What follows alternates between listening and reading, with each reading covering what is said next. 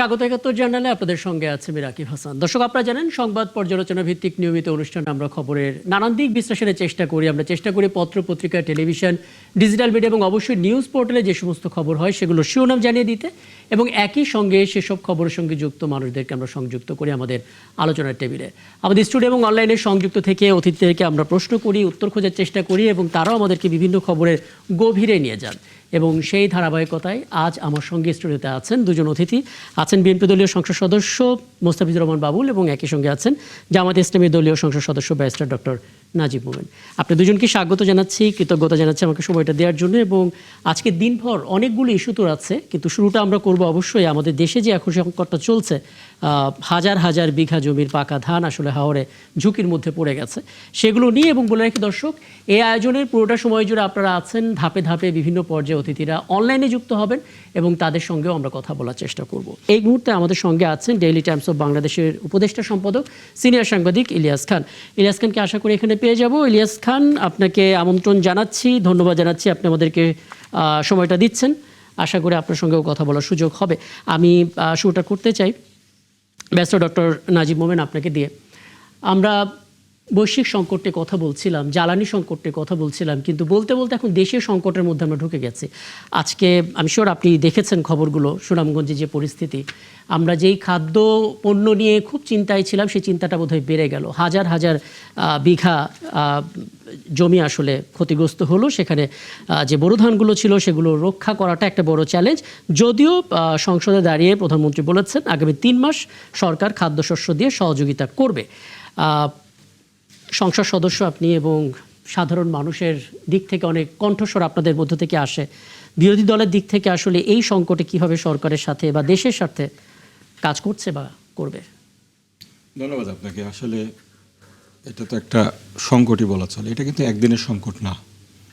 আমরা দেখেছি কয়েক বছরই, বেশ কিছুদিন ধরেই হাওর অঞ্চলে এক্ষেত্রে যেই অপরিকল্পিত বাঁধ, তারপরে রাস্তা নির্মাণ করা হয়েছে, যার কারণে ফসল তলিয়ে যাচ্ছে, বন্যা হচ্ছে, আকস্মিক বন্যা হচ্ছে। এইগুলাকে আসলে দীর্ঘমেয়াদী সমাধান কি করে আসতে পারে, এগুলো আসলে দেখা দরকার। প্রধানমন্ত্রী যেটা বলেছেন অবশ্যই ধন্যবাদ জানাতে চাই, ইতিবাচকভাবে নিতে চাই যে 3 মাসের খাদ্যশস্য এক্ষেত্রে সমস্যা হবে না, কিন্তু 3 মাস পরে কি হবে? এই যে 3 মাসের খাদ্যশস্য মিটিগেট করার জন্য আপনি যে আমরা যে সাপ্লাই দিচ্ছি, এই ক্ষেত্রে কোথা থেকে টাকাটা আসবে, ফান্ডটা আসবে কোথা থেকে, চাল আসবে কোথা থেকে, তারপরের সময়টাতে এটাকে কীভাবে মেকআপ দেওয়া হবে, এটা দীর্ঘমেয়াদী কিন্তু কোনো উত্তর আমরা পাইনি। এই 3 মাসের সংকট মোকাবেলা করতে যে আবার আমরা দীর্ঘমেয়াদী একটি সংকটে পড়ে যাব কিনা, এটার একটা বিষয় আছে। তো আমার মনে হয় দীর্ঘমেয়াদী প্ল্যান কি করা দরকার, এই ক্ষেত্রে এটা একটা বিস্তারিত টাস্ক ফোর্স করে এটা চিন্তা করা দরকার। হাওর অঞ্চল এটা কেন হচ্ছে, শুধু হাওর অঞ্চল বলবো না, আমাদের দেশের বিভিন্ন জায়গাতেই আসলে অপরিকল্পিত বাঁধ এবং রাস্তাঘাট নির্মাণের কারণে ফসলি জমির অনেক ক্ষতি হয়েছে। একটা জিনিস আপনি মিস করেন কিনা, ধরেন যখন সরকার গঠন হলো তার পরদিনই আমরা আসলে বিভিন্ন আলোচনায় শুনতে পাচ্ছিলাম যে একটা ছায়া মন্ত্রিসভা গঠন করা হবে, অর্থাৎ এক্সিস্টেন্ট যে মন্ত্রীরা আছেন তারা কিভাবে কাজ করছেন সেটার জন্য একটা ছায়া মন্ত্রিসভা। এই সমস্ত সময়গুলোতে আসলে ছায়া মন্ত্রিসভা যারা থাকতেন তারা তো একটা ভালো ভূমিকা রাখতে পারতেন, সরকারকে আইডিয়া দেওয়া হোক বা নিজেরা কাজ করে হোক। ছায়া মন্ত্রিসভার এই আইডিয়াটা দেখেন, এটা কিন্তু ব্রিটিশ এই পার্লামেন্ট থেকে এসেছে, পার্লামেন্টের যেই প্র্যাকটিসটা আছে সেখান থেকে এসেছে। এটা কিন্তু সরকারি একটা স্বীকৃতি আছে। আমাদের দেশে এটার কিন্তু সরকারি স্বীকৃতি নেই। আমাদের ছায়ামন্ত্রী কে হলেন না হলেন এটা কিন্তু সরকার বর্ডার না, আমাদের পরামর্শ তারা দিতেও বাধ্য না। আমরা এসব বিষয়ে কথা বলছি, আমাদের ওখানকার সংশ্লিষ্ট যারা আছেন সংসদে, আমাদের যারা এমপি আছেন, এইসব বিষয় নিয়ে কিন্তু আমরা কথা বলছি, প্রত্যেকটা ইস্যুকে আমরা অ্যাড্রেস করছি। ছায়ামন্ত্রী না থাকার কারণে বিষয়গুলো যে অ্যাড্রেস হচ্ছে না সেটা না কিন্তু। বুঝতে পারছি। আমি আলাপটা দীর্ঘ করব, সময় থাকলে আমি একটু মাননীয় সংসদ সদস্য মোস্তাফিজুর রহমান বাবুল আপনার একটা মতামত দিতেই চাই। কারণ যখনই সরকার কোনো সহায়তা করবে এই কথাটা আমরা শুনি, তখন একদিকে আমরা আশাবাদী হই আর একদিকে শঙ্কাও বোধ করি যে সাহায্যটা ঠিকঠাক মতো পৌঁছবে কিনা। 3 মাসের সরকার খাদ্যশস্য দিয়ে সহায়তা করবে কৃষকদের, এটা শুনতে ভালো লাগছে, বলতে ভালো লাগছে, কিন্তু বাস্তবতা কি দেখছেন? ঠিকঠাক মতো পৌঁছবে তো? একটা নির্বাচিত সরকার, ওটা দায়িত্বশীল সরকারের তো এছাড়া তো আর কোনো বিকল্প নাই। একদম। হাওর এলাকা আপনার দুর্যোগের শিকার, হাওরের কৃষকরা আপনার তারা দুর্যোগে আক্রান্ত। তো এই যে দুর্যোগ আক্রান্ত কৃষকদের স্বার্থের কথা তো আপনার একটা নির্বাচিত সরকার, দায়িত্বশীল সরকারকে তো ভাবতেই হবে। কাজে ফসল যদি আপনি বললেন যে হাজার হাজার বিঘা জমির ফসল যদি নষ্ট হয়ে যায়, তাহলে সেই কৃষকের পাশে দাঁড়ানো তো সরকারের আপনার দায়িত্ব।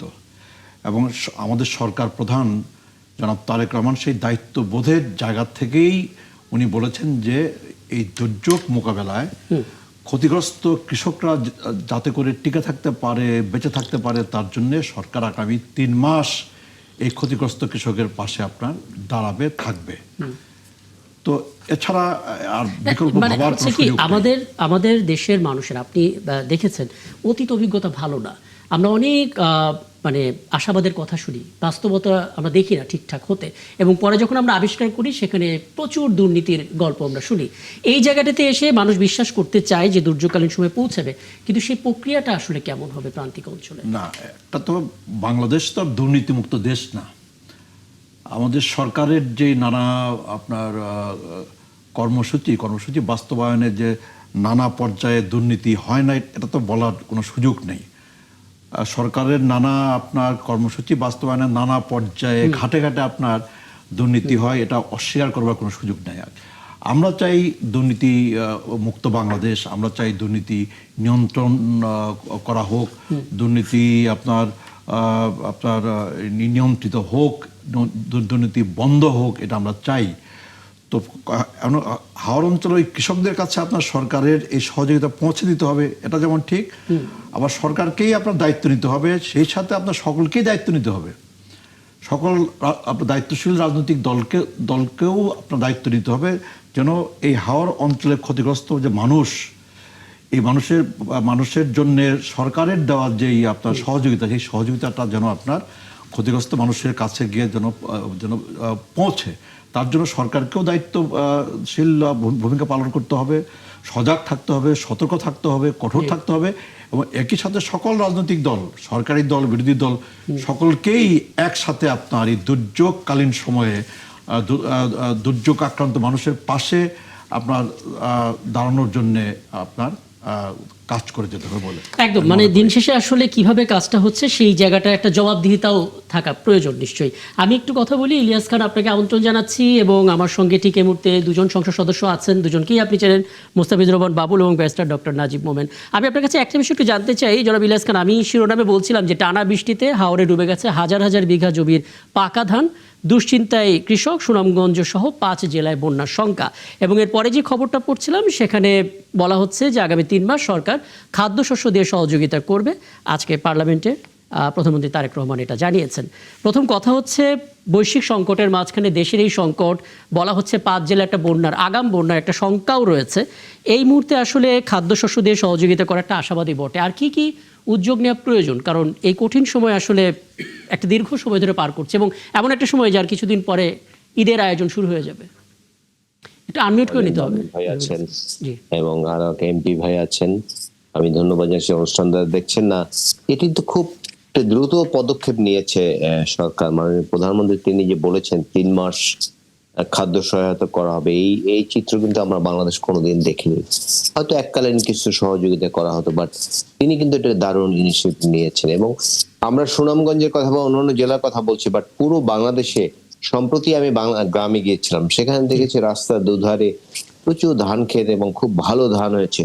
তখনই কিন্তু ধরুন গ্রামে গিয়ে অনেকের সাথে আলাপ করেছি, তারা বলেছে যে এবার ধান খুব ভালো হয়েছে, বাট এখন যদি বৃষ্টি হয় বা বন্যা হয় তাহলে কিন্তু বিরাট ক্ষতি হয়ে যাবে। এই আপনি যে জেলাগুলোর কথা বলেন সুনামগঞ্জ সহ, সেগুলো হয়তো বেশি ক্ষতিগ্রস্ত হয়েছে, বাট পুরো দেশেই কিন্তু এক ধরনের বিপর্যয় হয়েছে এই বৃষ্টির, বিপুল বৃষ্টির কারণে। এখন ধরুন আপনি যে পদক্ষেপের কথা বলেছেন, এখন এই সাময়িক সহযোগিতা করেছে, আবার যাতে কৃষক এই যারা ক্ষতিগ্রস্ত হয়েছে তারা যাতে ঘুরে দাঁড়াতে পারে, সেজন্য কৃষি অফিস থেকে সরকারি যেসব অর্গানগুলো রয়েছে সেগুলো ব্যবস্থা নিতে পারে। এবং আরেকটি জিনিস, আপনি একটু আগে বাবুল ভাইয়ের সাথে আলাপ করছিলেন যে আমাদের দেশে তো সবকিছু দুর্নীতি হয়, বাট আমি আশা করতে চাই এই যে যাদেরকে সহায়তা করা হবে সেটি যেন উপজেলা প্রশাসন থেকে বা স্থানীয় সরকার আছে, ইভেন বিএনপি বা জামাত ইসলামী যে সংসদীয় যে দলগুলো আছে, তারা যেন নিজেরা সহযোগ এগুলো যেন মনিটর করে, মনিটর করলে যারা এগুলো ডিস্ট্রিবিউট করবে তারা যাতে কোনো প্রকার অন্যায়ের আশ্রয় না নিতে পারে, তারা যেন কোনো প্রকার স্বজনপ্রতির আশ্রয়, এই বিল্ডিং ওয়ালা আমরা গ্রামে আগে দেখেছি বিভিন্ন ভাতা ক্ষেত্রে যে বড় চাকরি করেন, বাড়ি গাড়ি সব আছে, আর তারাও কিন্তু কি বলে যে ভাতা, বিভিন্ন ভাতা নিয়েছে। এটি আমাদের একটি মানসিক দৈন্যতা, এই সংস্কৃতি থেকে আমাদের বেরিয়ে আসতে হবে। তো আমি আশা করতে চাই সরকার যে উদ্যোগ নিয়েছে একটি ভালো উদ্যোগ, এবং শুধু এই ক্ষতিগ্রস্ত জেলাগুলো না, আরো যে জেলাগুলো ব্যাপক ধানের ক্ষতি হয়েছে, যদি একটু মনিটরিং করা হয় যে কোথায় কোথায় বেশি ক্ষতি হয়েছে, সেই সব কৃষকদের কিন্তু এই সহায়তা করে। আরেকটি বিষয় আমাদের নিশ্চয় অজানা নয়, অনেক কৃষক নগদ সুদে টাকা এনে কিছু এই ধান চাষ করে, তারা কিন্তু বিরাট বিপর্যয়ের মধ্যে পড়বে। তাদেরকে আমরা জানি, সরকারকে আবারও ধন্যবাদ জানাচ্ছি, ইতিপূর্বে তার 10,000 টাকা যে কৃষি ঋণ ছিল মওকুফ করেছে। যদি কৃষকদের ঋণের প্রয়োজন হয়, অনেকেরই হবে আমরা জানি, সেগুলো যাতে সহজে পেতে পারে, এবং যেন কোনো গ্রাম্য টাউট বা কোনো দলীয় টাউট। চমৎকার, কারণ এখানে আমরা দেখতে পাচ্ছি তিনটি বড় চ্যালেঞ্জ। প্রথমত, যে সমস্ত কৃষক দেখাচ্ছে সাহায্য পৌঁছবে তাদের একটা তালিকা, কিন্তু কাজটা ইতিমধ্যে সহজ হয়ে গেছে যেহেতু কৃষক কার্ডের তালিকা তৈরি করা হয়ে গেছে। সেই হিসেবে জবাবদিহিতা, অর্থাৎ পৌঁছানোর ক্ষেত্রে কি প্রক্রিয়ায় যাবে, সেখানে দুর্নীতি হচ্ছে কিনা সেই জবাবদিহিতা, স্পষ্টতা, এবং যারা আসলে ঋণ নিয়ে চাষাবাদ করেছিলেন এই দুর্যোগে তারা যদি বিপদে পড়ে থাকে, পরবর্তীতে সরকার আসলে তাদেরকে কিভাবে সহায়তা করতে পারে। অনেক একটা বিষয় নিয়ে একটু আলাপ করতে চাই। ব্যারিস্টার ডক্টর নাজিম মোবিন, আপনি 2-3 দিন আগে আমাদের একটা ইন্টারভিউ দিয়েছিলেন এবং আমরা প্রচার করেছিলাম, সেখানে আপনি বলছিলেন যে সংবিধান সংস্কার পরিষদ না হোক, অন্তত সংবিধান সংস্কার কমিটির মতো কিছু একটা হোক, যাতে করে বিরোধী দলের প্রতিনিধিরাও সেখানে থাকতে পারে, একটা সলিউশনে আসতে পারে জুলাই সনদ সংক্রান্ত ইস্যুগুলোকে কেন্দ্র করে। আমরা দেখতে পেলাম, আজকে তো পরদিন পড়ে গেল, সেই হিসেবে আমরা বলতে পারি বুধবার পার্লামেন্টে বলা হলো যে 12 জনের একটা কমিটি হতে পারে সংবিধান সংশোধনে, সেটাকে বিশেষ কমিটি বলা হচ্ছে। হ্যাঁ, 17 জনের। আচ্ছা, তার ভিতরে 12 জনের নামের তালিকা ঠিক করা হয়েছে সংবিধান সংশোধনে, এবং 26% বলা হচ্ছে বিরোধী দলের মধ্যে থেকে থাকতে পারবেন। সেই জায়গা থেকে 5 জন, তার মানে 12 আর 5 মিলে 17। তো সেই জায়গা থেকে বিরোধী দল এখন পর্যন্ত কোনো রেসপন্স করেনি। কোনো স্টেটমেন্ট দেওয়া যায় আসলে? আমরা তো বলেছি যে এরকম সংবিধান সংশোধন কিংবা অ্যামেন্ডমেন্ট, এটা আজকেও বলেছেন আমাদের বিরোধী দলের নেতা, এটা তো আসলে প্রক্রিয়া না। দেখেন বিএনপির এই যে আপনার 31 দফা, প্রথম দফা কী ছিল? প্রথম দফাই ছিল সংবিধান সংস্কার কমিশন গঠন। সেরকম একটা কমিশন যদি গঠন করেন আপনারা, এবং সেক্ষেত্রে আমরা বলেছি, আমরা প্রস্তাব দিয়েছিলাম আমাদের বৈশ্বিক যে তেলের সংকট, জ্বালানি তেলের সংকট, বৈশ্বিক সংকট মোকাবেলার জন্য যে এরকম কমিটি হয়েছে, এখানে সমান সংখ্যক অংশীদারিত্বের ভিত্তিতে 5 জন সদস্য আমাদের, 5 জন তাদের, সরি 5 জন করে, একইভাবে জ্বালানি বিষয়ক যে সমস্যার সমাধান করা যায়, একইভাবে সংস্কার বিষয়ক কমিশন আপনারা করেন, আমাদের কাছ থেকে 5 জন নেন, সরকারি দল থেকে 5 জন নেন। এটা করলে আমরা সেখানে যেতে প্রস্তুত, এটা আমরা আগে থেকে বলছি। দেখেন আজকেও যে আইনমন্ত্রী তিনি যে সমস্ত কথা বলছেন, এইগুলোতে কিন্তু স্ববিরোধী, এক্ষেত্রে কিন্তু জনগণ কিছু সংখ্যা থেকেই যায় জনগণের পক্ষ থেকে। যেমন আজকেও বলছেন যে আমরা নাকি বলছি গণভোটের রায় বাস্তবায়ন করতে হবে, গণভোটটা হলো ফ্রড অন কনস্টিটিউশন। আবার সেদিন মাননীয় স্বরাষ্ট্রমন্ত্রী বললেন এটা ফ্যাক্টম ভ্যালিড, মানে যেহেতু হয়ে গেছে সুতরাং ঘটনাক্রমে সিদ্ধ। এখন ওনাদের অবস্থানটা কি আসলে? ওনারা 2/3 মেজরিটির জোরে ওনারা কি ওনাদের ইচ্ছা মতো বিষয়টাকে নিয়ে ডিল করবেন, নাকি আসলে জনগণ যেভাবে রায় দিয়েছে সেই রায়টাকে সেভাবে বাস্তবায়ন করবেন? তো এই বিষয়গুলো তো নিশ্চিত না হয়ে ওনাদের কমিটিতে যে বিষয়টার ক্ষেত্রে রাবার স্ট্যাম্প হয়ে জাতির সামনে তো আমরা বিমান হিসাবে চিহ্নিত হতে পারি না। একটা কথা কিন্তু আইনমন্ত্রী বলেছেন যে জাতীয় সংসদের মঙ্গলবার আমি একটা লিফলেট পেলাম, এবং সেই লিফলেটে ওনারা 11 দলীয় জোটের পক্ষ থেকে একটি লিফলেট দিয়েছেন, বিরোধী দল কেন সংস্কার চায় সেটা ব্যাখ্যা করা হয়েছে। সেখানে কয়েকটা পয়েন্ট পেলাম, কিন্তু এসব পয়েন্টের মধ্যে কোথাও জুলাই সনদের কথা বলা নাই। না, জুলাই সনদ তো ধরেন, জুলাই সনদ একটা স্টার্টিং পয়েন্ট, এরপরে জুলাই সনদ বাস্তবায়ন আদেশ হয়েছে, আদেশের পরে গণভোট অধ্যাদেশ হয়েছে, তারপরে অলমোস্ট 70% জনগণ এটার পক্ষে রায় দিয়েছে। আমাদের তো মূল বিবেচ্য বিষয় জনগণ যেটার পক্ষে রায় দিয়েছে। আপনি যদি জনগণের ক্ষমতায় বিশ্বাসী হন, গণতন্ত্রে বিশ্বাসী হন, যেখানে অলমোস্ট 70% জনগণ একটা বিষয়কে বাস্তবায়ন করার জন্য রায় দিয়েছে, আপনি সেটা বাস্তবায়ন করুন। আপনি আবার পিছনে যেখানে কে নোট অফ ডিসেন্ট দিয়েছে কি দেয়নি তারপরে এখানে আপনার কোনটা আপত্তি আছে কি নেই, এইগুলা নিয়ে আবার ঘাটাঘাটি শুরু করেন, তাহলে তো আপনি ভূতের যেমন উল্টা দিকে পা গজালে উল্টা দিকে হাঁটে, সে উল্টা দিকে হাঁটছেন। আমাদের এখনকার বিবেচ্য বিষয় আপনি গণরায়কে কিভাবে বাস্তবায়ন করবেন, সেটা তো আমাদের বিবেচ্য বিষয়। আমাদের তো সেই জুলাই সনদে কে নোট অফ ডিসেন্ট দিয়েছে, কে কি করেছে, এটা তো বিষয় না। এখন এই গণভোটের রায়টাকে যখন একবার আপনি বলবেন ফ্যাক্টম ভ্যালিড, আর একবার বলবেন যে ফ্রড অন কনস্টিটিউশন, এটা তো হয় না। তার মানে আমি যদি আপনার কথার একটা মানে সামারি করি এভাবে, যেহেতু অনেকগুলো বিষয় এখন পর্যন্ত কোনো সিদ্ধান্তে আসেনি সরকার বা আপনারা একসাথে, সেই হিসেবে সংবিধান সংশোধনে যে বিশেষ কমিটি প্রস্তাব করা হয়েছে 17 জনের, সেখানে আপনারা এখন পর্যন্ত না, এখানে যাওয়ার প্রশ্নই আসে না, এখানে আমরা যাব না, এটাই আমাদের সিদ্ধান্ত। কারণ এখানে দুটো বিষয়, আপনি আপনি সংশোধনের কথা বলছেন, জনগণ সংস্কারের পক্ষে রায় দিয়েছে। 2 নাম্বার হলো এক্ষেত্রে আপনি আপনার মেজরিটিটা কি রাখছেন, আপনি বিচার মানেন তার আপনার, তো এক্ষেত্রে তো আমাদের থাকবেই, আমাদের রিজার্ভেশন থাকবেই। আপনারা আপনাদের নির্বাচনী যে ওয়াদা, আপনাদের 31 দফা, সেটার প্রথম দফা ছিল সংস্কার কমিশন, সংশোধন না, কিন্তু সেটা না করে আপনারা করছেন এখন সংবিধান সংশোধন কমিটি। এটা তো আমরা যাবো কি জন্য? একদম স্পষ্ট। আমি একটু মুস্তাফিজুর বাবুল, মাননীয় সংসদ সদস্য, 3টা জায়গায় এসে আমরা আটকে আছি। প্রথম কথা হচ্ছে সংস্কার কমিশন বলা হচ্ছে শুরুতেই, যে বিএনপির 31 দফার শুরুতে সংস্কার কমিশন বলা আছে, তাহলে বিএনপি কেন এখন সংবিধান সংস্কারের দিকে না গিয়ে সংশোধনের কথা বলছে? দ্বিতীয় বিষয়ে যেটা বলা হচ্ছে, এখন পর্যন্ত সংশোধনের জন্য যে বিশেষ কমিটি তৈরি করা হয়েছে, সেখানে 26% বিরোধী দল, তার মানে 7 জন বিএনপির সংসদ সদস্য আর 5 জন হচ্ছে, আমাদের 5 জন, বিরোধী দলে 5 জন। হ্যাঁ, বিরোধী দলে 5 জন, কিন্তু বিএনপির যে সংসদ সদস্য সেখানে 7 জন। এর বাইরে গিয়ে আরো কয়েকজন আছে, সেখানে গণ অধিকার পরিষদ, গণসংহতি আন্দোলন, বাংলাদেশ জাতীয় পার্টি এবং স্বতন্ত্র সংসদ সরকারের পার্ট। হ্যাঁ, সরকারের পার্ট। আমাদের 5 জনের মধ্যে কিন্তু 5 জনই জামাতের না, 5 জনের মধ্যে এনসিপি আছে, এই শাসনতন্ত্র আন্দোলন আছে, তার মানে মোটা দাগে আপনার 12-5। বুঝতে পারছি। তো এখানে একটু মুস্তাফিজুর বাবুল একটু বলবেন, মানে সরকার কিভাবে এই জিনিসটা আস্থায় আনবে বিরোধী দলকে, যদি সংখ্যাগরিষ্ঠতার দিক থেকে এরকম আনুপাতিক হার থাকে? না, সংসদে আমরা সংখ্যাগরিষ্ঠ রাজনৈতিক দল, এটা কি অস্বীকার করবার কোনো জো আছে? কোনো সুযোগ নেই। 2/3 মেজরিটি নিয়ে সংসদে বিএনপি অবস্থান করছে, এটাকে অস্বীকার করবার কোনো জো আছে?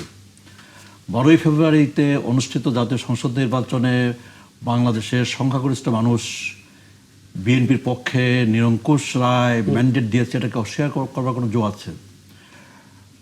এখন বিএনপি আপনার জুলাই সনদ বাস্তবায়ন করতে চায়, আর ওনারা জুলাই সনদকে আমলেই আনছেন না। এখন জুলাই সনদ কিন্তু একটা ঐতিহাসিক দলিল আমাদের জাতির। 2024-এর জুলাই আগস্টে রক্তক্ষয়ী অভ্যুত্থানের পরে দীর্ঘ আলাপ আলোচনার মধ্য দিয়ে বাংলাদেশে আমাদের রাষ্ট্রের প্রয়োজনীয় সংস্কারের জন্যে আপনার এই জুলাই সনদ আপনার এটা প্রণীত হয়েছে, এবং ওই জাতীয় সংসদের আপনার পাশে অনুষ্ঠিত অনুষ্ঠানে আমরা সেই জুলাই সনদে আপনার স্বাক্ষর আপনার প্রদান করেছি, এবং জুলাই সনদ আপনার বাস্তবায়নের পক্ষে আপনার বিএনপি। কারণ জুলাই সনদের তো আপনার নানা অংশ আছে, একটা বড় অংশ আছে যে অংশে আমরা সকল রাজনৈতিক দল আমরা একমত হয়েছি, সেটা একটা অংশ। আবার জুলাই সনদেই আবার একটা অংশ আছে যে অংশে আপনার নানা রাজনৈতিক দল তারা নোট অফ ডিসেন্ট দিয়েছে। তো নোট অফ ডিসেন্টকে কি আপনি আমলে আনবেন না? আমি যেই ইস্যুতে আমি আপত্তি করেছি, সেই ইস্যুতে কি আমার আপত্তি করবার তো সুযোগ ছিল বলেই তো আমি আপত্তি করেছি, এবং আমার আপত্তি সহ আপনার জুলাই সনদ এটা আপনার প্রণীত হয়েছে, এবং সেই জুলাই সনদে আপনার একমতের জায়গা, দ্বিমতের জায়গা, এই সব কিছু নিয়ে যে জুলাই সনদ, সেই জুলাই সনদে কিন্তু আমরা রাজনৈতিক দলগুলো আপনার যারা আলোচনায় অংশগ্রহণ করেছি, আমরা আপনার স্বাক্ষর প্রদান করেছি, এবং স্বাক্ষর প্রদান করার মধ্য দিয়ে এই জুলাই সনদের একটা ঐতিহাসিক একটা বাস্তবতা তৈরি হয়েছে। 12ই ফেব্রুয়ারিতে নির্বাচন অনুষ্ঠিত হবার পরে জাতীয় সংসদ আমাদের সামনে আছে, আমরা জাতীয় সংসদে বসে আছি। তো জাতীয় সংসদে বসে আছি আমরা, আপনার সংবিধানের আপনার সংশোধন আমরা চাই। সংশোধন কেন চাই? কিন্তু সংশোধন চাই আপনার এই জায়গাটা সংস্কারের ব্যাখ্যাটা যদি জন্য। একটু দিয়ে দেন তাহলে আমি সামনে এগোতে পারি। কারণ আমি যতবারই বিরোধী দলের 11 দলের জোটের কারোর সঙ্গে কথা বলি, তারা এই পয়েন্টটাই মানে হেডলাইনে আনেন যে বিএনপি 31 দফার শুরুতেই তো সংস্কার কমিশনের কথা বলা আছে। আপনার বাংলাদেশে আপনার 12ই ফেব্রুয়ারির পরে একটা জাতীয় সংসদ আপনার গঠিত হয়েছে। জি। সেই জাতীয় সংসদে আমরা বসে আছি এবং জাতীয় সংসদে আপনার আমরা সংবিধানের আপনার সংশোধন আনতে চাই। সংশোধন আনতে চাই কেন? সংস্কারের জন্য সংশোধন, সংবিধানের সংশোধন। এবং যেসব ইস্যুতে আমরা আমরা আমরা আমরা আমরা একমত হয়েছি আপনার সেই সব ইস্যুতে আমরা সংবিধানের আপনার সংশোধনী আমরা আনতে চাই। এবং সেই সংশোধনী আনবার জন্যে জাতীয় সংসদে যারা আমরা আছি, সরকারি দল, বিরোধী দল, আমরা সবাই মিলে সংবিধান সংশোধনের জন্য একটা কমিটি আমরা গঠন করতে চাই। তো জাতীয় সংসদে বসে তো আর কমিশন গঠিত হয় না। জাতীয় সংসদে বসে কমিশন গঠিত হয় না। জাতীয় সংসদে বসে আপনার আপনার আপনার কমিটি গঠিত হয় এবং কাজটা কমিটি কি কাজ করবে? কমিটি কাজ করবে আপনার সংবিধানের সংশোধনী আনবে। কোন সংশোধনী আনবে? যে সংশোধনীগুলা আনার প্রশ্নে আপনার সকল রাজনৈতিক দল একমত হয়েছে। ওই জুলাই সনদ কিন্তু আমাকে সেই অধিকার দিয়েছিল। জুলাই সনদ আমাকে সেই অধিকার দিয়েছিল যেসব ইস্যুতে আমি একমত হতে পারি নাই, আমি দ্বিমত আপনার প্রকাশ করেছি। এবং ওই জুলাই সনদ কিন্তু বলেছে যে আপনি আপনার নির্বাচনে আপনি যাবেন, নির্বাচনী ইশতেহার আপনি ঘোষণা করবেন, নির্বাচনী ইশতেহারে আপনি সেটা উল্লেখ করবেন, এবং নির্বাচনের পরে জনগণ যদি আপনার দলকে, আপনার দলের পক্ষে যদি আপনার ম্যান্ডেট দেয়, তাহলে নির্বাচনের পরে আপনি যেসব ইস্যুতে নোট অফ ডিসেন্ট দিয়েছেন সেসব ইস্যু বাদ দিয়েই যেসব ইস্যুতে আপনি একমত হয়েছিলেন সেসব ইস্যুতেই আপনি সংবিধানের সংশোধনী আপনি আনবেন। এই ম্যান্ডেট কিন্তু আপনার বিএনপি কিন্তু জাতীয় সংসদ নির্বাচনের মধ্য দিয়ে জুলাই সনদে বর্ণিত যে অধিকার, সেই অধিকারটা নিয়ে আপনার জাতীয় সংসদ নির্বাচনের মধ্য দিয়ে বিএনপি কিন্তু এই ম্যান্ডেটটা পেয়েছে। আর বিএনপি এই ম্যান্ডেটটা পেয়েছে বলেই আপনার সকলকে নিয়ে, বিরোধী দলকে নিয়ে আপনার এবং এটা আপনার হচ্ছে যে আপনার ওই যে আপনি বললেন যে 17 জনকে নিয়ে আমরা আপনার এই কমিটি আমরা করতে চাই। 17 জনের মধ্যে 12 জন বিএনপির, 5 জন হচ্ছে আমাদের সাথে যারা আছে তারা, এবং স্বতন্ত্র যারা আছে, স্বতন্ত্র কিন্তু সবাই কিন্তু আমাদের সাথে না, স্বতন্ত্র অবস্থানেই তারা আছে। এবং সরকারে কিন্তু সবাই না, সরকারে যেমন আপনার গণভোট কি করবেন? গণভোট মানে না নাকি? গণভোট তো হচ্ছে আপনার জুলাই সনদ বাস্তবায়নের জন্য গণভোট। আর জুলাই সনদ বাস্তবায়নের জন্য আমরা অঙ্গীকারবদ্ধ। জুলাই সনদের প্রত্যেকটা লাইন দুটোকে আলাদা। মানে জুলাই সনদের গণভোটটা হচ্ছে আপনার জুলাই সনদ বাস্তবায়নের জন্য। তাহলে জুলাই সনদের প্রত্যেকটা লাইন, প্রত্যেকটা শব্দ, প্রত্যেকটা অক্ষর আমরা বাস্তবায়ন করতে চাই। যেসব লাইনে, যেসব শব্দে, যেসব অক্ষরে আমরা আপনার সাইন করেছিলাম ওই আপনার জাতীয় সংসদের দক্ষিণ প্লাজায় বসে আপনার। আচ্ছা, আপনারা কি সাইন করছিলেন? আপনারা কি ভাঙছেন? আমি একটু বলি 1 মিনিট। ওই জুলাই সনদে আপনি সামনে নিয়ে আসেন। ভেতরে সবকিছু আছে। আমি বলি, আপনারা জুলাই সনদে প্রত্যেকটা আপনার স্তরে আপনার নির্বাচিত প্রতিনিধিদের ব্যাপারটা নিশ্চিত করার জন্য বলা হয়েছে। আপনাদের যে 31 দফা, তার 21 দফায় আপনারা একই জিনিস বলছেন, একমাত্র মৃত্যু কিংবা আদালত কর্তৃক দণ্ডপ্রাপ্ত না হওয়া পর্যন্ত স্থানীয় সরকারের নির্বাচিত প্রতিনিধিদের নির্বাহী আদেশ বলে সাসপেনশন দরখাস্ত অপসারণ করা হইবে না। এটা ওনাদের 21 দফায় আছে। এখন আপনারা কি করলেন? যেই অধ্যাদেশ আপনার বিশেষ পরিস্থিতিতে জারি করা হয়েছিল, স্থানীয় সরকারের যারা আছেন সেখানে অনির্বাচিত প্রশাসক বসানো, নির্বাচিত প্রশাসকদের অপসারণের ক্ষমতা নির্বাহী বিভাগকে দেওয়া হয়েছে। এই অধ্যাদেশটাকে আপনারা আপনাদের 21তম দফাকে, 31 দফার 21তম দফাকে লঙ্ঘন করে সংবিধানের 59তম দফাকে, সংবিধানের কথা বললেই কিন্তু আপনার গণভোটকে অস্বীকার করছে। মানে দফার ভেতরে নির্বাচিত শব্দটা কি আছে? অবশ্যই আছে, আমি পড়ে শোনাচ্ছি আপনাকে। নির্বাচিত শব্দটা আছে, কিন্তু পৌরসভার পর্যায়ে যারা থাকেন তারা কিভাবে নির্বাচিত হয়ে আসেন? পৌরসভার পর্যায়ে অবশ্যই নির্বাচিত হয়ে আসেন। পৌরসভায় নির্বাচিত হবে না কেন? আপনার যারা পৌরসভায় মেয়র হন তারা নির্বাচিত, যারা উপজেলায় মেয়র হন, উপজেলার যারা চেয়ারম্যান হন তারা নির্বাচিত, আপনার সিটি কর্পোরেশনের যারা মেয়র হন তারা নির্বাচিত। এখন আপনি কি করছেন? আপনি নট অনলি এটাকে 18 মাসে যেই অন্তর্বর্তীকালীন সরকার ছিল তিনি কি এগুলো বাতিল করে দিয়েছেন? না, এখানে 18 মাসে যেটা হয়েছে, 18 মাসে আমাদের সমস্যা যেটা ছিল যে ফ্যাসিবাদের আমলে ফ্যাসিবাদী কায়দায় নির্বাচন করে যারা এসেছিল তারা অনেকে পালিয়ে গেছে। জনসেবা যেগুলো আছে, জনগুরুত্বপূর্ণ সেবাগুলো, এগুলো ব্যাহত হচ্ছিল।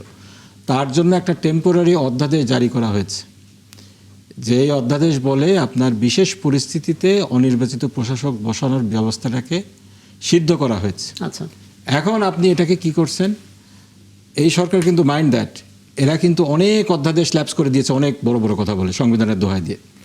ওনারা এই অসাংবিধানিক এই অধ্যাদেশটাকে, যেই অধ্যাদেশ সরাসরি সংবিধানের 59 অধ্যাদেশের বিরোধী, বাংলাদেশে এই স্থানীয় প্রশাসনগুলোতে অনির্বাচিত প্রশাসক বসানো এটা যে অবৈধ, এটা নিয়ে কিন্তু একটা রায় আছে 91 সালে আপনার, যখন ওই সেই সময়কার অন্তর্বর্তী সরকার এসেছিল, সেই সময় একইভাবে আপনার উপজেলা পরিষদে প্রশাসক বসানো হয়েছিল। সেটাকে চ্যালেঞ্জ করে মামলা হয়েছিল। কুদরতে এলাহি পনির নামে একজন চেয়ারম্যান মামলা করেছিলেন। সেখানে আদালত ক্যাটাগরিক্যালি বলেছে অনির্বাচিত প্রশাসক বসানোটা এটা অসাংবিধানিক। আচ্ছা, আপনার 21তম দফা আপনি লঙ্ঘন করলেন, সংবিধানের 59তম দফা লঙ্ঘন করলেন, জুলাই সনদ লঙ্ঘন করলেন। এখন আপনাকে আমি কিভাবে বিশ্বাস করব যে আপনি জুলাই সনদ অক্ষরে অক্ষরে বাস্তবায়ন করবেন? এই প্রশ্নটা যদি আমি আর সরাসরি আরেকটা আমি শেষ করে আপাতত দিচ্ছি। একটু ব্যাখ্যাটা জেনে আসি, সুমন বাবুল যদি একটু বলেন। না, আমি তো বলতে চাই যে বিশ্বাস রাখতে হবে, বিশ্বাস ভঙ্গ করার পরে এবং বিশ্বাস ভঙ্গের কোনো কারণ এখন আপনি পর্যন্ত যে ঘটে নাই। অনির্বাচিত প্রশাসক বসানোর না, না, আপনি না, কি চোখে না, দেখেন? একটু ব্যাখ্যাটা জানি জি। বাংলাদেশে আপনার পৌরসভা আপনার বাতিল করা হয়েছে, জেলা পরিষদ বাতিল করা হয়েছে, মানে অন্তর্বর্তী সরকার আপনার জেলা পরিষদ বাতিল করেছে, পৌরসভা বাতিল করেছে, সিটি কর্পোরেশন বাতিল করেছে। তো এখন পর্যন্ত সিটি কর্পোরেশনের নির্বাচন হয় নাই, মানে নির্বাচিত সিটি কর্পোরেশন কিন্তু আপনার আমাদের সামনে নাই, নির্বাচিত জেলা পরিষদ আমাদের সামনে নাই, নির্বাচিত আপনার পৌরসভা আমাদের সামনে নাই। ইউনিয়ন পরিষদ আছে, ইউনিয়ন পরিষদ আছে, কোথাও কোথাও ইউনিয়ন পরিষদের চেয়ারম্যানরা কাজ করছে, কোথাও কোথাও ইউনিয়ন পরিষদের চেয়ারম্যানরা পালিয়ে গেছে, আপনার সেই জায়গাতে প্রশাসক নিয়োগ করা হয়েছে অন্তর্বর্তী সরকারের আমলেই।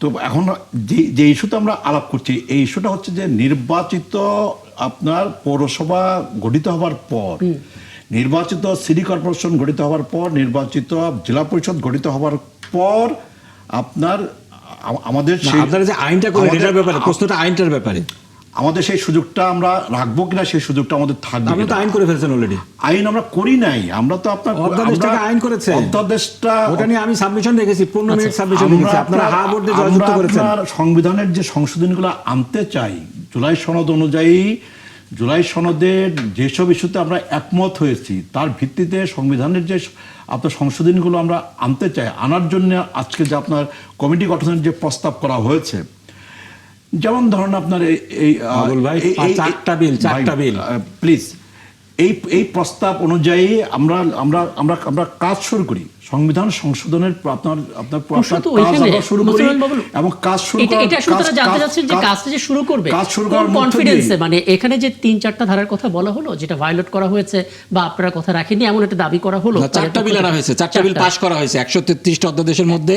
4টা বিল স্পেসিফিক্যালি স্থানীয় সরকার সংক্রান্ত, স্থানীয় সরকারে অনির্বাচিত প্রশাসক বসানো সংক্রান্ত। আপনি রেকর্ড খুলে দেখতে পারেন। অনির্বাচিত প্রশাসক তো ছিলই, আরে বিল করছেন তো, এটা আপনি বিল করে আইন আইন আইন বানিয়ে দিয়েছেন। এটা ছিল আপনার, আমরা সামনে আপনার সংবিধান সংশোধন করার জন্য যে উদ্যোগটা আমরা গ্রহণ করেছি, যে উদ্যোগটা সংসদ গ্রহণ করবে, এবং জাতীয় স্বার্থে জাতির কাছে দেওয়া আমাদের যে অঙ্গীকার, আমাদের যে প্রতিশ্রুতি, সেটাকে বিবেচনায় নিয়ে, সেটাকে সম্মান দেখিয়ে আমরা সংবিধানের আপনার সংশোধনী আমরা আনতে চাই, এবং আনতেই হবে আমাদেরকে, এর বাইরে যাওয়ার কোনো সুযোগ আমাদের নাই।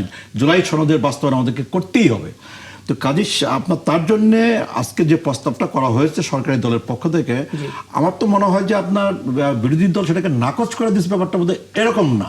তারা সময় নিয়েছে যে আমরা আজকেই আমরা এই সরকারি দলের এই প্রস্তাবটাকে গ্রহণ করে আমরা আমাদের নাম আমরা দিতে পারছি না, কিন্তু সামনে যে তারা যে নাম দিবে না, তারা যে বিরোধী দলীয় নেতা কিন্তু মনে করছি শফিকুর রহমানের বক্তব্য তুলে ধরি, তিনি বলছেন যে এই বিষয়ে আমাদের মধ্যে আলোচনার বিষয় আছে, কারণ এখানে আমাদের ধারণাগত পার্থক্য আছে, আমরা আলোচনা করে জানাবো, আজকেই হয়ে যাবে বোধহয় এটা হবে না।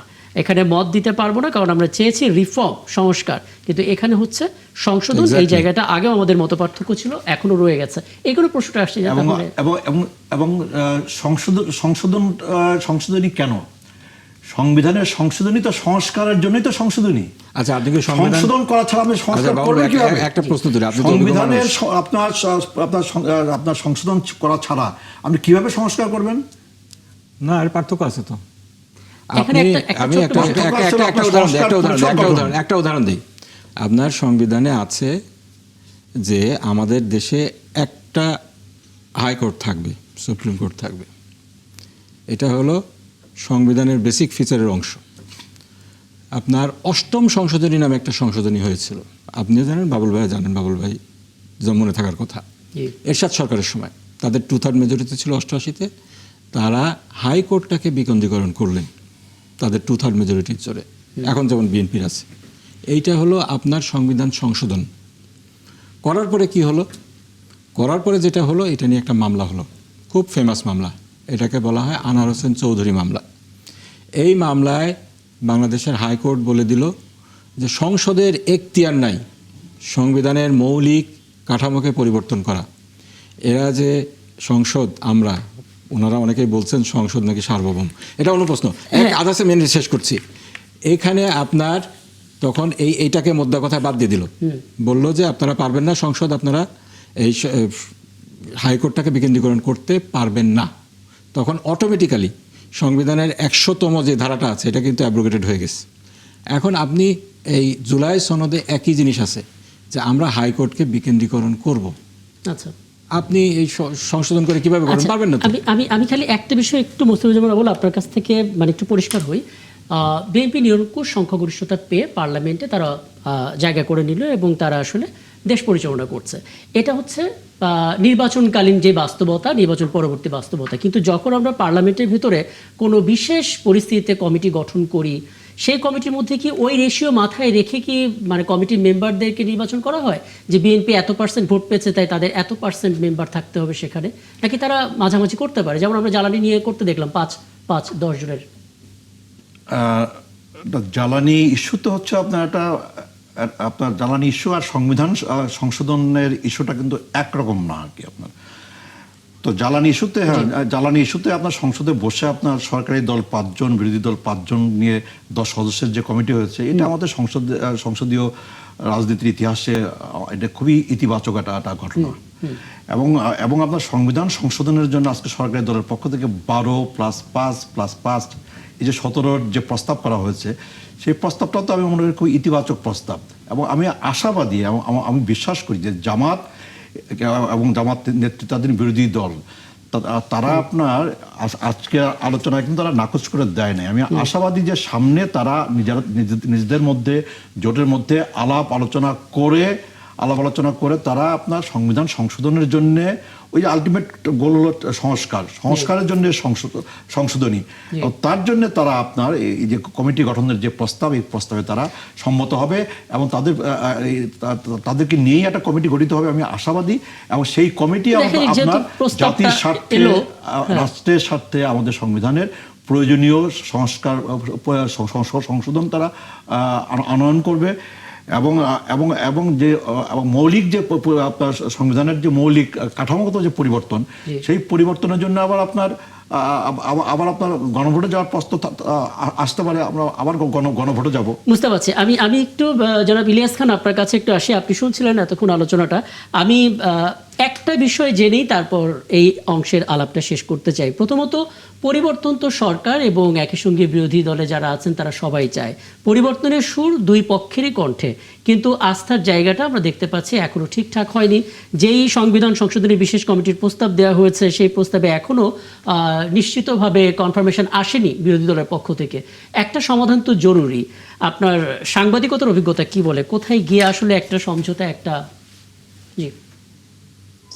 রেশিও অনুযায়ী হবে, যার যত আসন সেই রেশিও অনুযায়ী হওয়া উচিত বলে আমি মনে করি। এবং নিশ্চয়ই জানি যে এই যে নিজেদের মধ্যে এই ধরনের দ্বন্দ্ব যদি বিদ্যমান থাকে, আমরা জানি যে বিএনপি এবং জামাত সহ যে সংসদে যে 9টি দল আছে, সবাই কিন্তু স্বৈরাচার বিরুদ্ধে আন্দোলন করেছে। তাদের মধ্যে যত বিভেদ বাড়বে তত কিন্তু সংকট আরো ঘনীভূত হবে। আপনি দেখুন যে কালকে পার্লামেন্টে উত্তপ্ত বাক্য বিনিময়, ঠিক আছে, পৃথিবীর অনেক গণতান্ত্রিক দেশে পার্লামেন্টে মারামারি পর্যন্ত হয়, কিন্তু আমরা বাইতুল মোকাররম উত্তর গেটে না নিয়ে যাই। সরকারের বয়স 2 মাস হয়নি, এর মধ্যেই যদি আমরা প্রতিবাদ বাইতুল মোকাররম উত্তর গেটে করি, শাহবাগে করি, এটা গণতন্ত্রের জন্য ভালো নয়। এই গণতন্ত্র বিদায় দেওয়ার জন্যই কিন্তু আমরা আন্দোলন করেছি, আমাদের এত এত মানুষ জীবন দিয়েছে।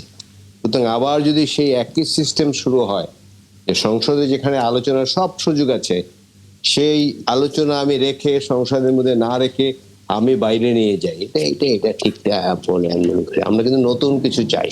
আমরা বারবার হতাশ হয়েছি। এখানে বাউল ভাই আছেন, তিনি 90-এর গণ আন্দোলনে একজন সিপাহ সালার, আমরাও তখন বিশ্ববিদ্যালয়ের তরুণ ছাত্র, কিন্তু আমাদের আশা কিন্তু পূরণ হয়নি। 90-এর পরে আমাদের যে প্রত্যাশা ছিল পূরণ হয়নি।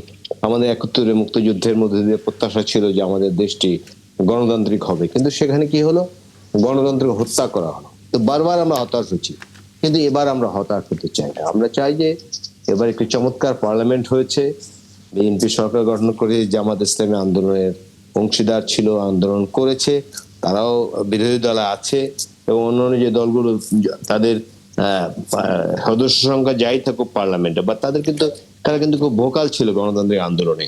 সুতরাং আমি বলতে চাই এই সংস্কার কমিটি এই লোক সংখ্যা নিয়ে এই দ্বন্দ্বে না জড়িয়ে যাতে একটি সুষ্ঠু গণতান্ত্রিক পরিবেশ এবং সংবিধান সংস্কারের দাবি কিন্তু দীর্ঘদিন থেকে, বিশেষ করে এবার আন্দোলনের আগে থেকে আমরা শুনে এসেছি, আন্দোলনের পরে হয়েছে।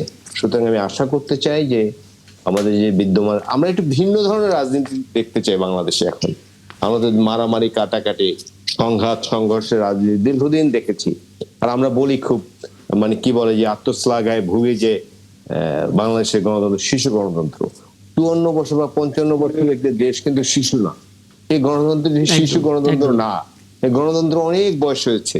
এখন একটু সুস্থ স্বাভাবিক গণতন্ত্র আমরা দেখতে চাই, শুধু কথায় গণতন্ত্র না, কাজে গণতন্ত্র দেখতে চাই। আসলে এটা বোধহয় শুধু আপনার কথা না, যারা এবার ভোট দিয়েছেন তাদের পছন্দের প্রার্থীকে, তারা সবাই এই বিশ্বাসটা নিয়েই ভোটটা দিয়েছে যে আমরা 5 আগস্টের আগের যেই কালচার, রাজনৈতিক কালচার, সেটা হয়তো দেখবো না। আমার সঙ্গে আছেন 2 জন সংসদ সদস্য। আমি আসলে যেই বিষয়টি নিয়ে কথা বলতে চাচ্ছি, কিন্তু এটা আসলে সত্যিকার অর্থে বলার মানে বাস্তবতাটা তৈরি হলো, কারণ মুক্তিযুদ্ধ নিয়ে গেল 17 বছর ধরে আমরা নানামুখী ইতিহাস কেবল নতুনভাবে শুনছিলাম, এবং এখন আমরা পার্লামেন্টে দেখতে পাচ্ছি পুরো জায়গা থেকে মানে সংসদ উত্তপ্ত মুক্তিযুদ্ধ ইস্যুতে। এবং অবশ্যই এটা বাঙালি এবং বাংলাদেশিদের জন্য এটা একটা ঐতিহাসিক অর্জন বলা যেতে পারে। বাংলাদেশটার সত্যিকার অর্থে সার্বভৌমত্ব বা মাথা উঁচু করে দাঁড়ানোর জন্য এটা হচ্ছে প্রথম এবং প্রধান ইতিহাস, এটা অস্বীকার করার কোনো উপায় নেই। কিন্তু আমরা এটা নিয়ে পার্লামেন্টে এত বেশি আলোচনা দেখছি, ফেসবুকের প্রতিটা রিলস আসলে ভরে যাচ্ছে, সেই জায়গা থেকে আসলে আলাপটা করতেই হচ্ছে। এবং আমি যদি একটু মোস্তাফিজুর বাবুল আপনার কাছে আসি, আমরা জামাতে ইসলামীর সংসদ সদস্য, দলের নায়েবে আমির এটিএম আজহারুল ইসলামের একটা মন্তব্য শুনছিলাম, যেটা প্রতিবেদন হয়েছে, শিরোনামটা হয়েছে এরকম যে বিএনপি কিভাবে মুক্তিযুদ্ধের দল হতে পারে, এই প্রশ্ন তিনি করেছেন। তিনি বলেছেন, মুক্তিযুদ্ধ নিয়ে কথা বলা হয়, বিএনপি দাবি করে মুক্তিযুদ্ধের দল, অথচ বিএনপি প্রতিষ্ঠা হয়েছে 1978 সালের 1 সেপ্টেম্বর, আর মুক্তিযুদ্ধ হয়েছে 71 সালে। মুক্তিযুদ্ধের দল কিভাবে বিএনপি হতে পারে, তাহলে এটা আমি কিভাবে মূল্যায়ন করব? বিএনপিতে মুক্তিযোদ্ধা আছে, এটা আপনি বলতে পারেন, তদ্রুপ জামাত ইসলামীতেও মুক্তিযোদ্ধা আছে, যেটা খোদ স্বরাষ্ট্রমন্ত্রী নিজেও বলেছেন, স্পিকারও বলেছেন। একটু যদি ব্যাখ্যা দিতেন। একটু অ্যাড করি, 2 দলে কিন্তু আবার রাজাকারও ছিল। আচ্ছা, হ্যাঁ। বিএনপির প্রতিষ্ঠাতা হচ্ছেন শহীদ প্রেসিডেন্ট জিয়াউর রহমান। 1978-এর 1 সেপ্টেম্বরে বিএনপির জন্ম। প্রতিষ্ঠাতা হচ্ছে আপনার মহান স্বাধীনতার ঘোষক শহীদ প্রেসিডেন্ট জিয়াউর রহমান বীরোত্তম। তো আর জামাতের আপনার তার একটা অতীত আছে।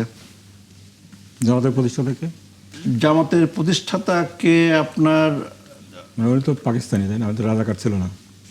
না, আমি বলছি যে 1971 নিয়ে তো বিতর্ক।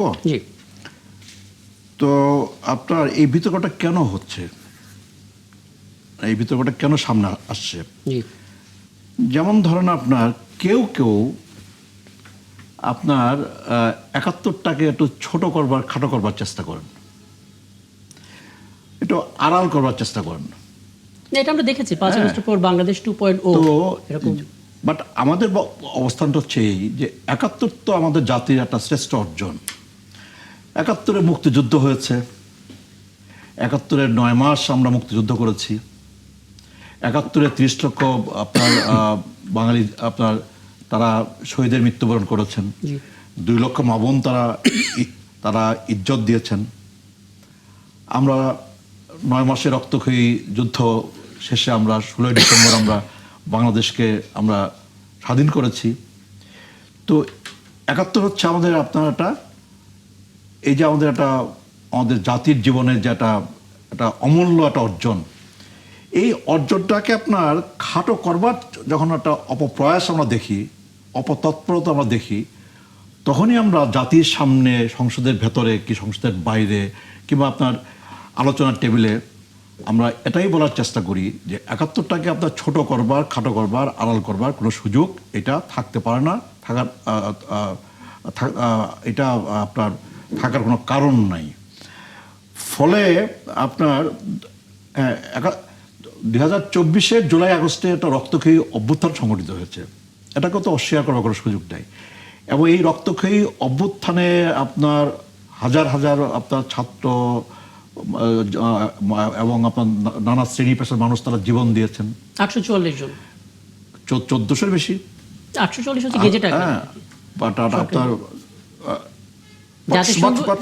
জাতিসংঘের হিসাবে সেটা 1400 সংখ্যাটা আপনার হবে আপনার জানা অজানা মিলে আপনার এটা আপনার 1400 কিংবা তারও বেশি হবে আর কি।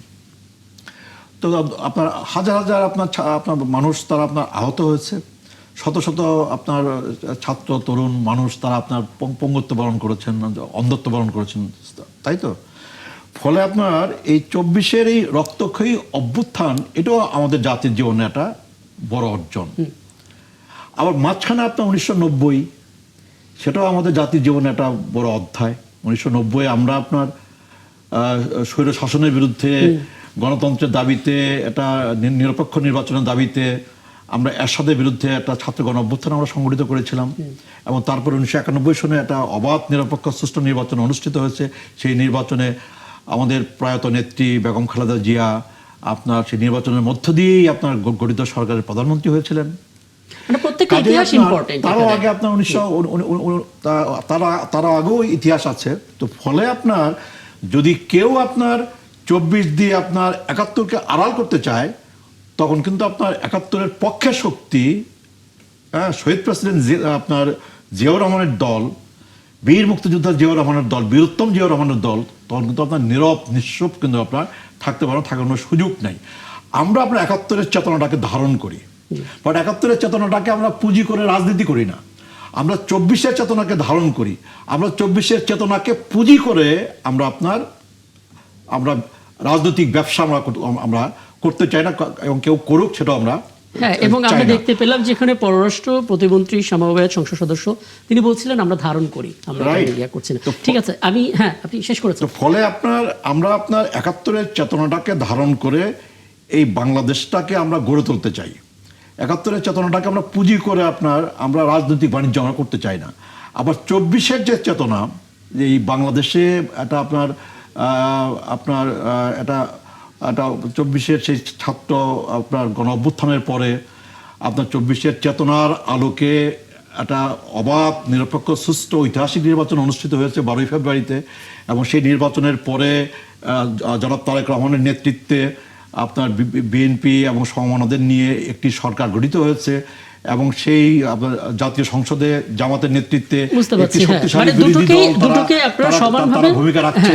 আমরা মনে করি যে 24-এর গণ অভ্যুত্থানের ছাত্র গণ অভ্যুত্থানের যে চেতনা, সেই চেতনাটাকেও আপনার ধারণ করে আমাদের সামনের দিকে এগোতে হবে। 71-এর চেতনা এবং সেই সাথে 24-এর চেতনা, এই চেতনাকে ধারণ করে আমাদের ধারণ করতে হবে। এবং আপনি বলছেন এটা নিয়ে ব্যবসা করার কিছু নেই এবং এটা নিয়ে আসলে মেলানোর কিছু না। আমি মিস্টার নাজিব মোমেন একটা বিষয় একটু জানতে চাই, মানে আজকে আইনমন্ত্রী যখন বলছিলেন, ইনফ্যাক্ট গতকালকে তিনি বললেন যে বীর মুক্তিযোদ্ধা, মুক্তিযুদ্ধ এবং মুক্তিযুদ্ধের লক্ষ্য সাথে মুক্তিযুদ্ধের সহযোগী সংজ্ঞা নতুন করে নির্ধারণ করা হয়েছে, এবং সেখানে পাকিস্তান বাহিনীর সহযোগীদের যে তালিকা সেখানে 3টা নাম আছে, মুসলিম লীগ, জামাতে ইসলামী এবং নেজামে ইসলামী পার্টি।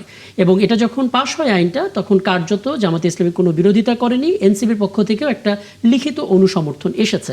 তার মানে এইটার মাধ্যমে আইনমন্ত্রী বলছেন স্পষ্ট হয়ে গেছে মুক্তিযুদ্ধে কার কি ভূমিকা ছিল। ঠিক আছে, ভালো কথা। এখানে একটা গল্প আছে, বুঝছেন?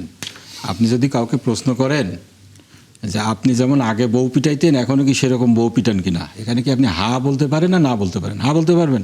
আপনি যদি বলেন হা, তার মানে আপনি আগে বউ পিটাতেন এখনও বউ পিটান।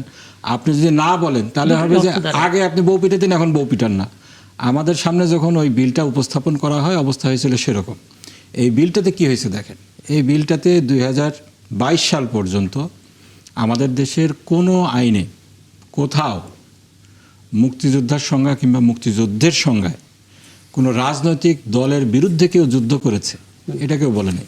শেখ মুজিব বলেন, জিয়াউর রহমান বলেন, এরশাদ বলেন, গত বিএনপির 2 টার্মের গভর্নমেন্ট বলেন, আওয়ামী লীগের 1 টার্মে কয়েক টার্মের গভর্নমেন্ট বলেন। 22 সালে এসে প্রথম তারা এখানে ঢুকালো যে যারা জামাত ইসলামী, নিজামে ইসলাম, মুসলিম লীগের বিরুদ্ধে যুদ্ধ করেছে তারা মুক্তিযোদ্ধা। তত্ত্বাবধায়ক সরকার করলো কি, এখানে ওই জামাত ইসলামী, মুসলিম লীগ, তারপরে নিজাম ইসলামের আগে তৎকালীন একটা শব্দ লাগাই দিল, মানে এখনকার জামাত ইসলাম না, তৎকালীন জামাত ইসলাম। আমরা বললাম যে এই গোটাটাই বাদ দেওয়া দরকার। আমরা নোট অফ ডিসেন্ট দিয়েছি, সেখানে আমরা বলেছি যারা যুদ্ধ করেছে তারা সশস্ত্র বাহিনীর বিরুদ্ধে যুদ্ধ করেছে, কোনো পলিটিক্যাল পার্টির বিরুদ্ধে কেউ যুদ্ধ করেনি। ওই সময় জামাত ইসলামী কি সহায়তা করেনি হানাদার জামাত বাহিনীকে? ইসলামী তো কোনো সশস্ত্র দল ছিল না, আচ্ছা। তারা রাজনৈতিক দল ছিল। যুদ্ধ যেটা হয়েছে সেটা হয়েছে সশস্ত্র 2টা গ্রুপের মধ্যে যুদ্ধ হয়েছে, এটা যুদ্ধের সংজ্ঞা সেটা হয়েছে। আপনারা এই রাজনৈতিক দলগুলোর ইনরা বাদ দেন, কিন্তু ওনারা আমাদের কথা শুনলেন না, অ্যাজ ইট ইজ রাখলেন। তখন আমরা হাও বলতে পারি না, নাও বলতে পারি না। আমাদের বিরোধী দলের সম্মানিত নেতা এটা এক্সপ্লেন করেছেন। এখন আমরা যেহেতু না বলি নাই, তার মানে মৌনতা সম্মতির লক্ষণ, তাই বলে এখন আমরা আগে বউ পিটাতাম কিন্তু এখন বউ পিটাইতাম, এই ইয়েতে চলে গেছে। আমরা মুক্তিযুদ্ধ বিরোধিতা করেছি। এখন আপনি দেখেন এখানে কিন্তু শুধু জামাতের কথা নাই, এখানে আছে মুসলিম লীগের কথা, নিজাম ইসলামের কথা। বিএনপি তো আপনার 71 সালে ছিল না।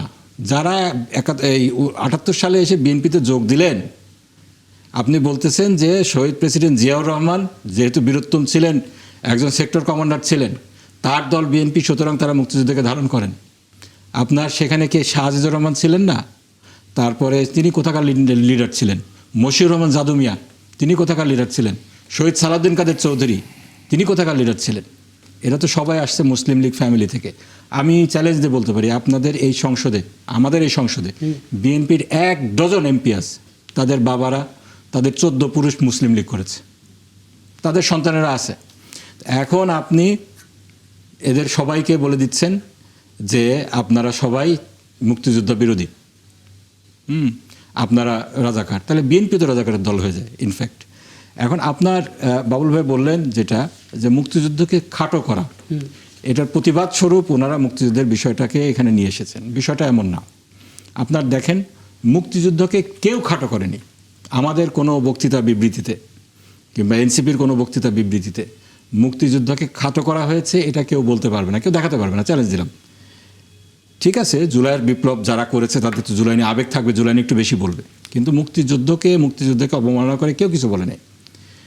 আমরা দেখেছি 71 সালের পরে মুক্তিযুদ্ধকে নিয়ে আনফর্চুনেটলি বিভাজনের রাজনীতি হয়েছে, এবং যখনই জাতীয় কোনো ইস্যু থাকে, যে ইস্যুটাকে ডাইভার্ট করার দরকার হয়, এখন যেমন জুলাই সনদ, তেলের বিষয় আছে, অনেক বিষয় আছে, এইগুলোকে ডাইভার্ট করার জন্যই যুগে যুগে আমরা দেখেছি 71 সালটাকে নিয়ে আসা হয়েছে।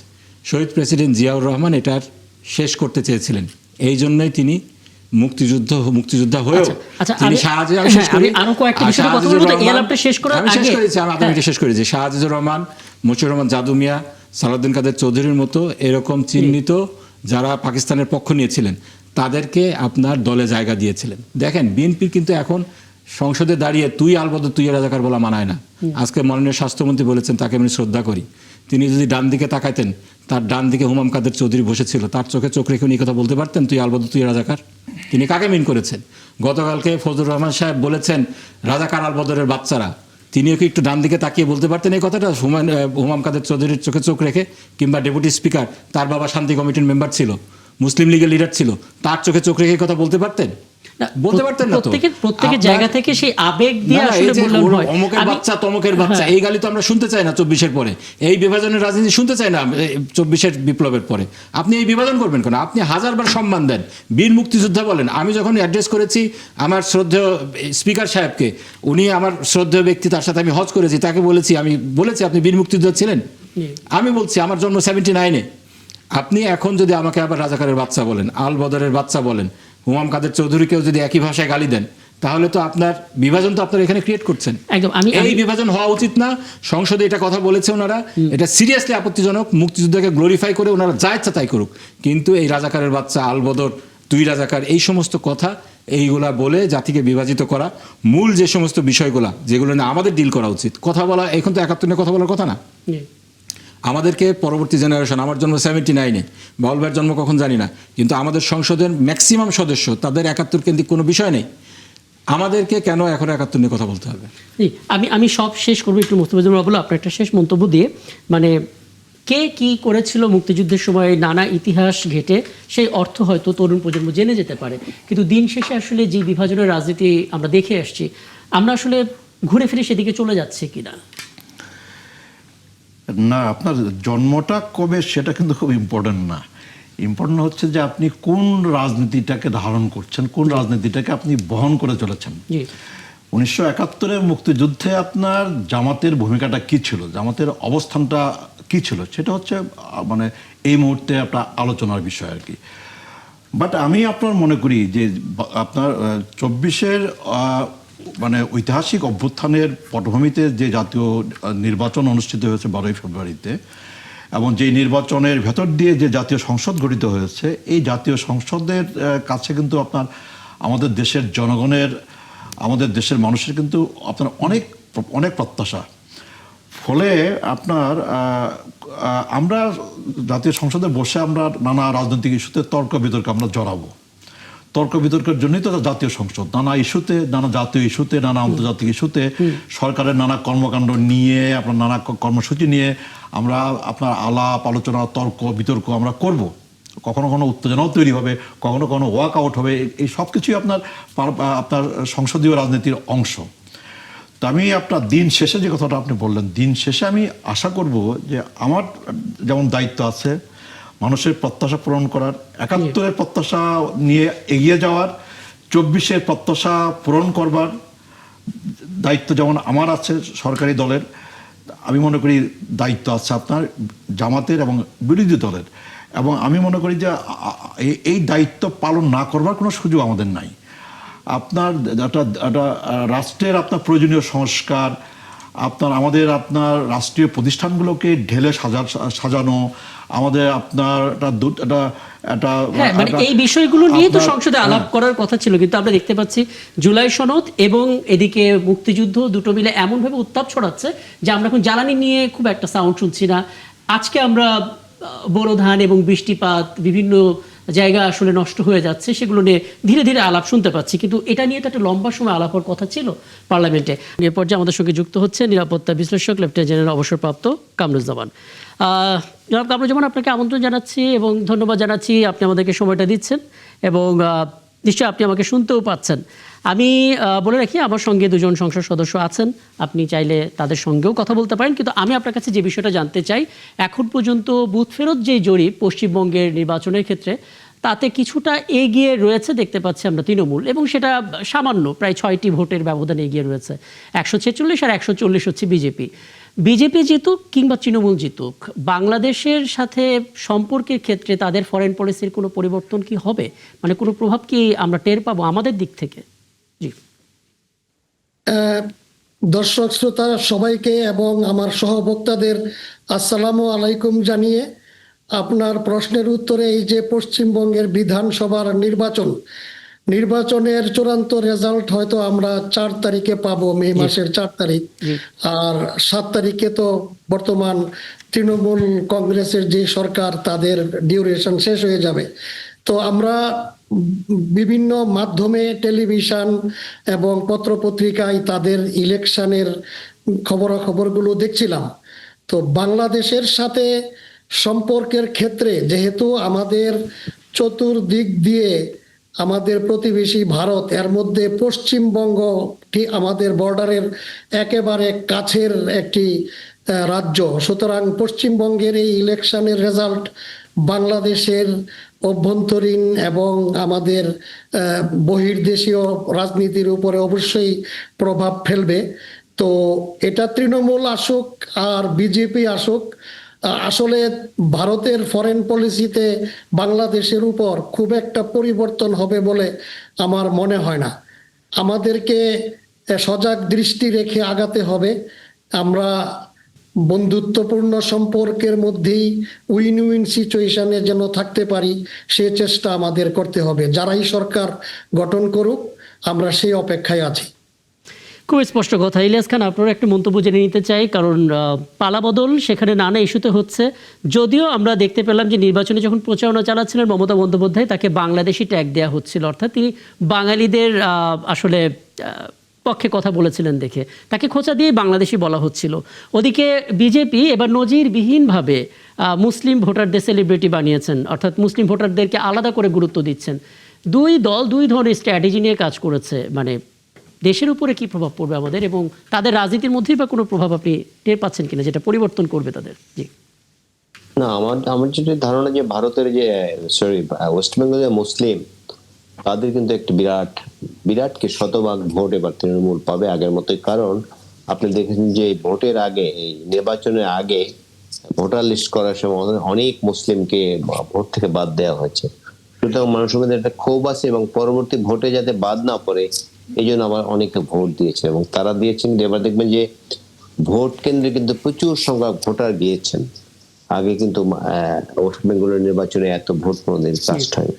এবং সর্বশেষ যে জরিপ আজকে সারাদিন আমি দেখলাম, বিশেষ করে নির্বাচনের পরে বুথ ফেরত জরিপ, সেখানে কিছুটা হলেও কিন্তু এখনো তৃণমূল এগিয়ে আছে। এর আগে নির্বাচনটাই কিন্তু আমরা দেখেছিলাম যে কি বলে, বিজেপি ব্যাপক প্রচার করেছিল নির্বাচনের পরে যে তারা জিতে যাচ্ছে, আসলে কিন্তু তারা শেষ পর্যন্ত জিততে পারেনি। আবার ধারণা এবারও শেষ পর্যন্ত তৃণমূল কংগ্রেস, মমতা ব্যানার্জির নেতৃত্বে তৃণমূল কংগ্রেস আছে, সেটা জিতবে। বাট শেষ পর্যন্ত কিন্তু গণতন্ত্রের বিজয় হবে। ভারতের ভোট নিয়ে কিন্তু খুব বেশি প্রশ্ন নেই। তাদের ভোট যে পিটিয়ে নিল বা কেটে নিল সেই সুযোগ কিন্তু নেই। যা জনগণ যেখানে ভোট দেয়, যদি তারা তৃণমূলকে দেয় তৃণমূল ক্ষমতায় আসবে, যদি তারা বিজেপিকে দেয় বিজেপি আসবে। বাট বিজয় হবে গণতন্ত্রের, বিশেষ করে। এবং এর ফলে যে খুব বেশি বাংলাদেশের সম্পর্কে প্রভাব পড়বে আমি মনে করি না। কারণ ভারতের যে ফরেন পলিসি সেটি কিন্তু একদম মানে ওইটা আসলে সাধারণত পরিবর্তন হয় না। ব্যারিস্টার নাজিব মোমেন, আপনার কাছ থেকে একটা ছোট মন্তব্য নিতে চাই। তাদের নির্বাচন কিন্তু নিশ্চয়ই আমাদের ভাবে, মানে এখন তো গ্লোবাল ভিলেজে আমরা থাকি, আরো প্রতিবেশী দেশ, কাজে আমাদের অবশ্যই কোনো না কোনো ভাবে এখানে একটা প্রভাব ফেস করতেই হবে। না, এটা বিশাল প্রভাব পড়বে। শুধু প্রভাব পড়বে না তো, আপনি যদি দেখেন, আমি ইন্ডিয়ান ডেমোক্রেসি আপনি বলতে পারেন অনেক কিছু, কিন্তু এইবার তারা যে নজিরবিহীনভাবে মুসলমানদেরকে ভোটার লিস্ট থেকে বাদ দিয়েছে।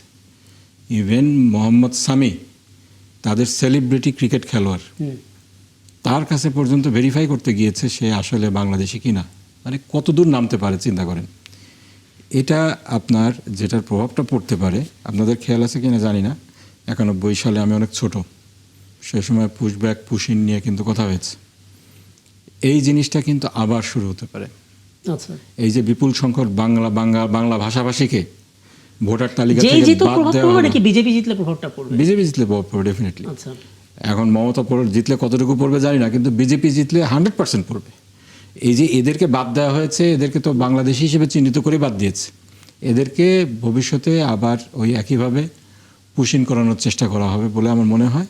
এটা বাংলাদেশের জন্য অশনি সংকট। দেখেন, ইন্ডিয়া যে আমাদের জাতশত্রু, এরা আপনার গত 16টি বছর যেভাবে ফ্যাসিবাদকে লালন পালন করেছে, ফ্যাসিবাদকে সমর্থন দিয়েছে, এখনো ফ্যাসিবাদের আপনার মূল জননী তাকে আশ্রয় দিয়ে রেখেছে। আচ্ছা, এরা আমাদেরকে ডিস্টার্ব করবে, এদেরকে শত্রু করে আমাদেরকে একদম পলিসি শেষের নির্ধারণ দিকে করতে চলে হবে। এসেছি। তো আপনি আমার ওই মন্তব্যটা জানা দরকার ছিল যে কে জিতলে আমাদের কি হবে, সেটা একটা আইডিয়া পেয়ে গেছে। আমি একটু মুস্তাফিজুর বাবুল আপনার কাছে জানতে চাই দুটো বিষয়। প্রথম কথা হচ্ছে, আমাদের একটা বড় ধরনের স্বার্থ তো থাকে, এবং মাঝখানে গেল 18 মাসের মধ্যে ভারতের সাথে সম্পর্কটা খুব তিক্ততার পর্যায়ে চলে গেছে।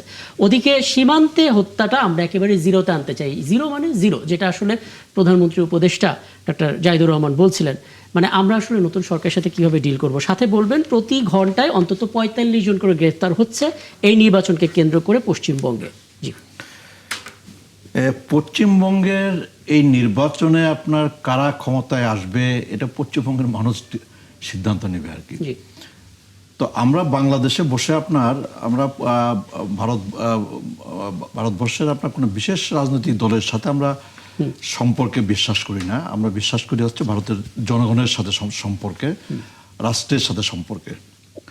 আমরা ভারত বিরোধী রাজনৈতিক দল না, আবার ভারতপন্থীও না, আমরা বাংলাদেশপন্থী রাজনৈতিক দল। আমরা আমাদের দেশের প্রশ্নে, দেশের স্বার্থে আমরা প্রয়োজনে আমরা ভারতের বিরুদ্ধে আমরা অবস্থান নিই, আবার দেশের স্বার্থে, জনগণের স্বার্থে প্রয়োজন আমরা ভারতের পক্ষেও আমরা অবস্থান নিই।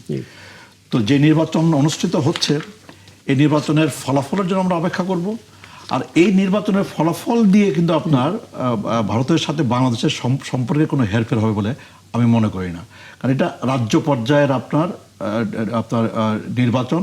এই নির্বাচন দিয়ে আপনার কেন্দ্রীয় পর্যায়ের তাদের যে আপনার পররাষ্ট্রনীতি, সেই পররাষ্ট্র নীতি নির্ধারিত হবে না। আর আর যেটা বলতে চাই সেটা হলো যে আমরা ভারতের সাথে আমরা সুসম্পর্ক চাই। সেটা হলো আপনার সম্মানজনক সুসম্পর্ক চাই, ন্যায্যতার ভিত্তিতে সুসম্পর্ক চাই। মানে কোনো পন্থী না, যেটা বললেন যে আমাদের যে ন্যায্য পাওনা আছে, আমাদের যে ন্যায্য হিস্সা আছে, সেই হিস্সাটা আমরা বুঝে পেতে চাই। আমরা সীমান্তে হত্যাকাণ্ড আমরা বন্ধ দেখতে চাই। আমরা আপনার পানির ন্যায্য হিস্সা চাই। ব্যবসা বাণিজ্যের যে আপনার বৈষম্য আছে সেই বৈষম্যের আমরা অবসান চাই। ন্যায্যতার ভিত্তিতে আমরা একটা বন্ধুসুলভ সম্পর্ক আমরা বিশ্বাস করি। জি, আমি সত্যি সময় থাকলে আরেকটা দীর্ঘ করতাম। এবং আমি লেফটেন্যান্ট জেনারেল মোহাম্মদ কামরুজ্জামান আপনার কাছে দুঃখ প্রকাশ করছি, কারণ আপনার কাছে আমার অন্তত দুটো বিষয় জানতে চাওয়ার ছিল, কিন্তু যেহেতু রাত 1টা বেজে যাচ্ছে, সংবাদ শুরু হবে, নিশ্চয়ই সামনে কোনো আয়োজনে আবার আপনাকে পাবো এবং সাথে ইরানের বিষয়টা নিয়েও আলাপ করার চেষ্টা করব। আপনার দুজনকে ধন্যবাদ আমাকে সময়টা দেওয়ার জন্য। দর্শক, এই ছিল আজকের 71 জানালে। আগামীকাল নতুন ইস্যু নিয়ে কথা হবে, থাকবেন আমাদের সঙ্গে।